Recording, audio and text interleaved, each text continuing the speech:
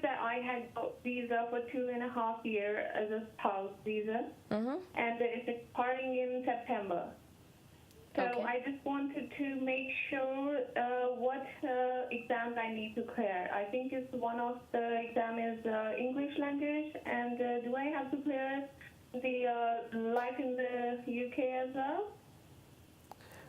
No, Anjali, you should only rely on your application, on your previous English test which you have done at the time of your previous application. Okay, so you don't have to do a new test. That will still be valid and useful. Now, you are making an application for further leave to remain, so far as I understand, you're not making application for ILR.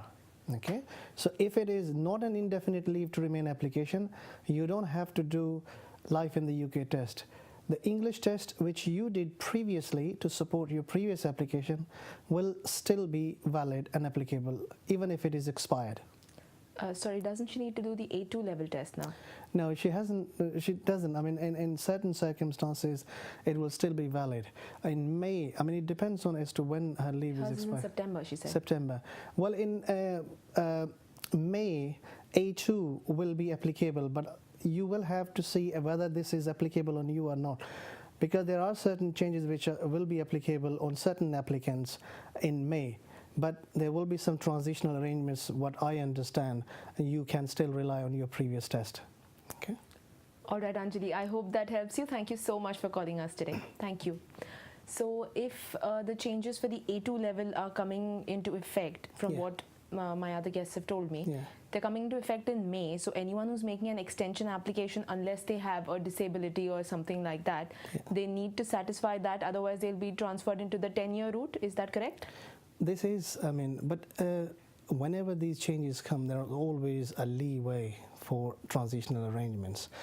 So saying certainly that she has to do the course, she has to obviously explain her circumstances. We'll have to look into the circumstances as to when she came and what were the circumstances and what the rules now clearly state about A2. I know that in May you have to, if you're making an application for further leave to remain, you have to show your A2 level. That is general. So in order to give a specific advice, obviously it'll be hard to say that yes, she has to do that. She may not even have to. Until recently, I think certain of my clients have been believing that the test they have previously done, A2 and A1, if it is expired, we can't rely on it. Okay. So they have to do a new test.